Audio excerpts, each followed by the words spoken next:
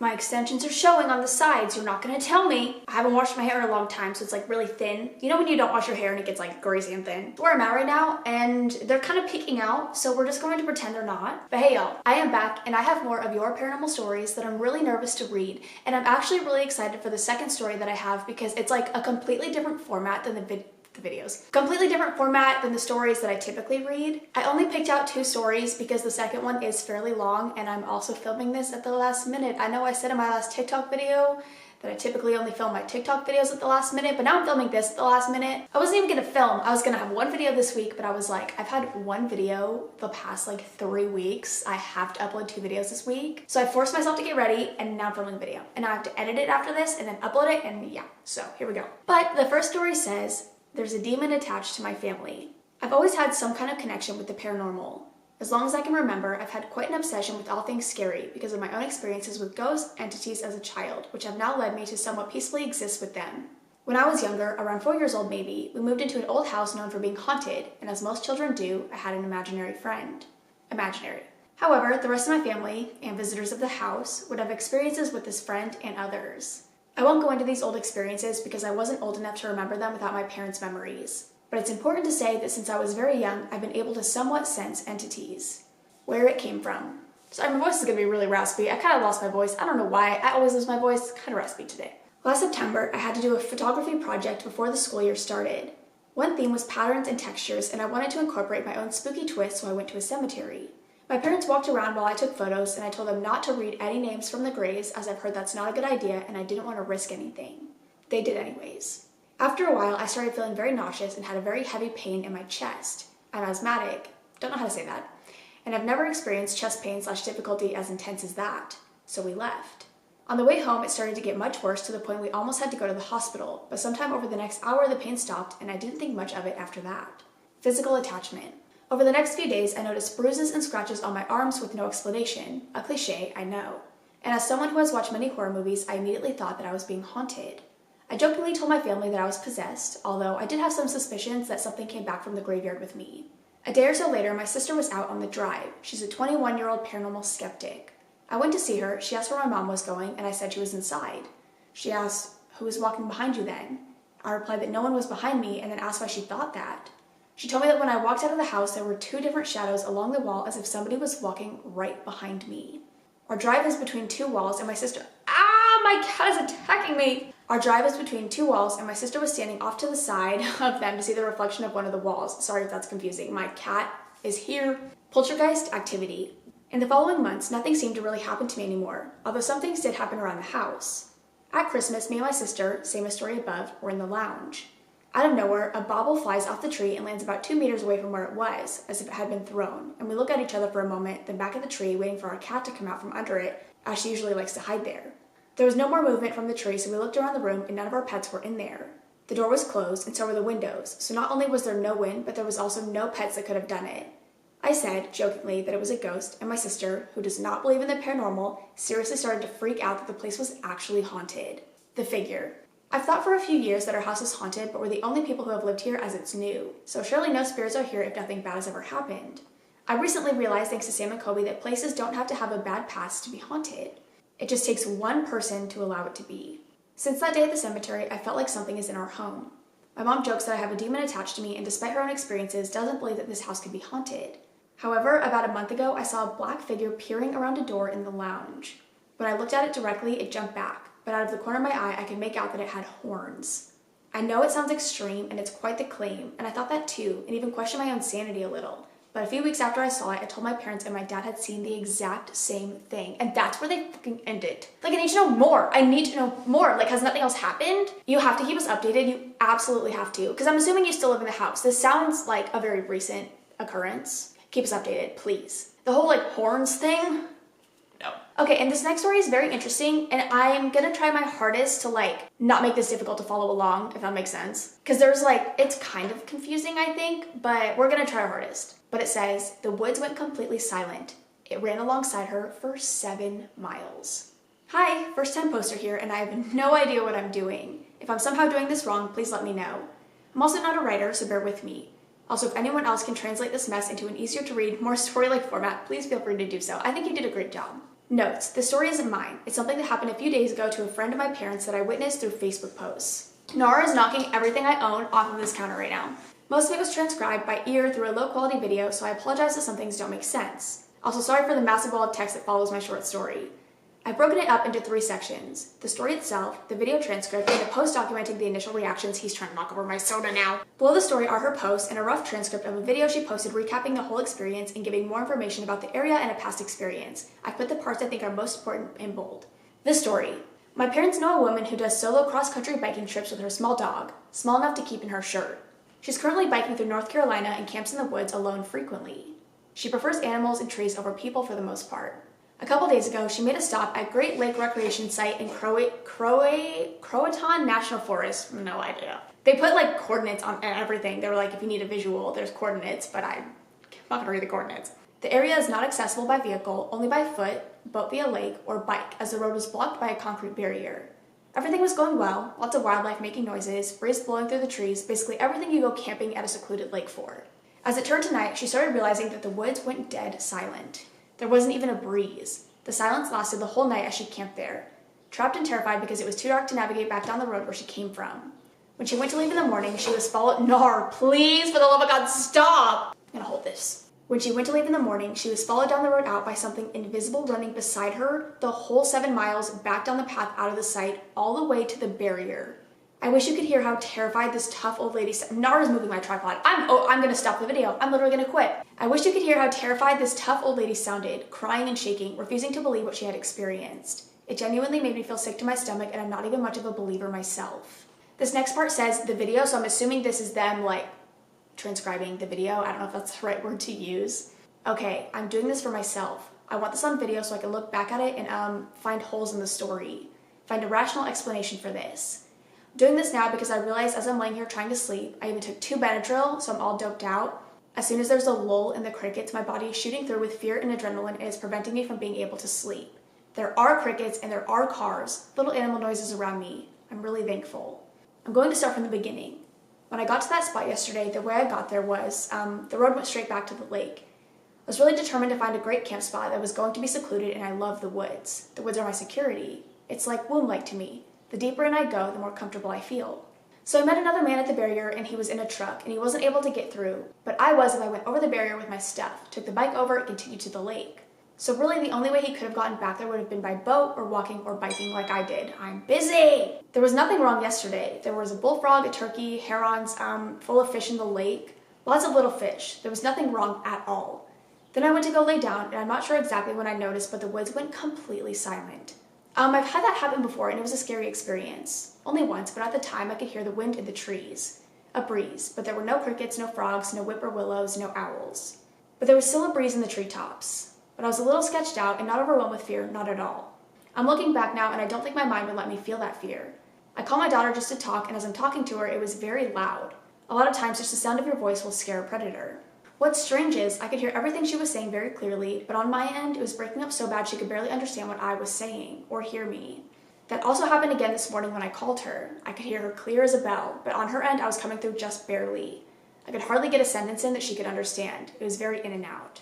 After I got off the phone with my daughter last night, for comfort, I tried to get a YouTube video on because I have a small amount of signal and I was able to hear a podcast. You know, kind of relax my mind with some noise. At some point when the podcast shut off, I realized that the breeze was silent. When I was growing up, I played in the high school band, and we had these kind of soundproof rooms, the practice rooms. My school friends will remember those. This is how I'm comparing it. When you went in those rooms, the silence was just deafening. Your ears would be straining just to hear a sound. Not a twig snap, not a cricket, not a frog. But I didn't think I was overwhelmed with fear, but I see now that that was an instantaneous reaction. I mental gymnastics too, because I couldn't get out of there. I was trapped, so I couldn't afford to feel the terror. Starts crying. I couldn't afford to feel the terror that was there. I wouldn't so much call it sleeping, just kind of passing out. I did wake up at one point. I needed to go potty and realized at that point the moon was up, still dead silent. I can't explain why I'm crying. This wouldn't be that traumatic to somebody else, I'm sure. I need this on video, I need to get this out, and I need to be able to look at this later to find the holes in it. Not even a breeze. It was like being in a soundproof room the whole night. I did sleep, and the first bird I heard that morning was such a sense of relief. I got up, and I'm seeing now why I did this. I called my daughter again because I just didn't feel right back there. Something wasn't right. I needed my voice to be talking. I needed to hear somebody talk. I was exhausted. My legs hurt from pedaling through that sand 7 miles. I wanted to take a day off back there. It was just a beautiful camp spot. It's secluded. It's what I love. Something didn't feel right, and on that phone conversation too, my daughter came in clear as a bell. She could barely pick up what I was saying. I don't know what that is. After I got off the phone, I decided I'm going to pack up and get out of here. Something just doesn't feel right. But I wasn't in terror, and I think I see now my mind could not let myself feel as afraid as I was. I packed up real slow, talking to my dog the whole time. I was just talking to my dog, talking to my dog. It was very quiet, though there were birds, just something wasn't right. So I got on the sand road to go back. Oh my God, this is impossible, what I'm about to say. This is impossible, this couldn't have happened. I've never been this scared in my life. As I was pedaling back, I felt the need to sing and talk out loud, talking to my dog, making silly songs up, just rhyming words. I had a tune and just random words. On my left-hand side of the road, on the left-hand side, I heard rustling in the underbrush, and it wasn't always underbrush. Some of the forests have had controlled burns, and there wasn't any underbrush, and I couldn't think about this at the time. I could not let myself think about this. I heard rustling, but it was more than just rustling. This is impossible. It's impossible, and I hope I sound ridiculous. I want to watch this video over and over, and I want to sound ridiculous. I've got to get this out. Something was running alongside me that you couldn't see. If it was an animal, I should have been able to see it. There wasn't always underbrush. Like I said, they had done controlled burns in the area, and there wasn't always underbrush. I should have been able to see what it was. This is impossible. It ran alongside me almost all the way to the barrier. Then I got to the barrier, and I don't know why the barrier was there. It wasn't no trespassing. I know because the road was in better condition on the other side of it going to the lake the day before.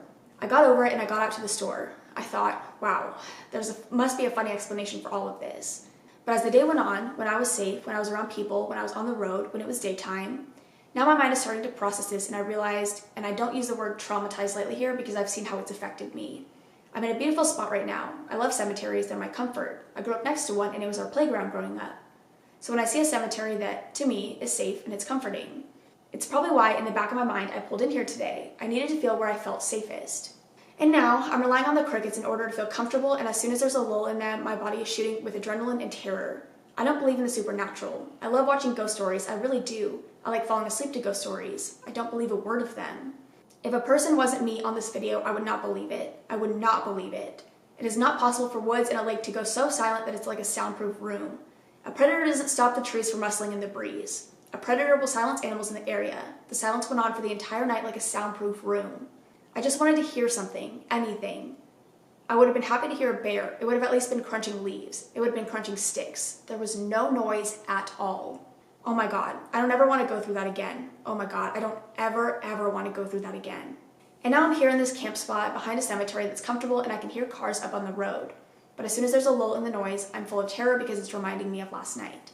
So there it is, that's what happened from start to finish. And now I'm going to have this on video, and I can look back and see how ridiculous I sound because it's not possible for this to have happened.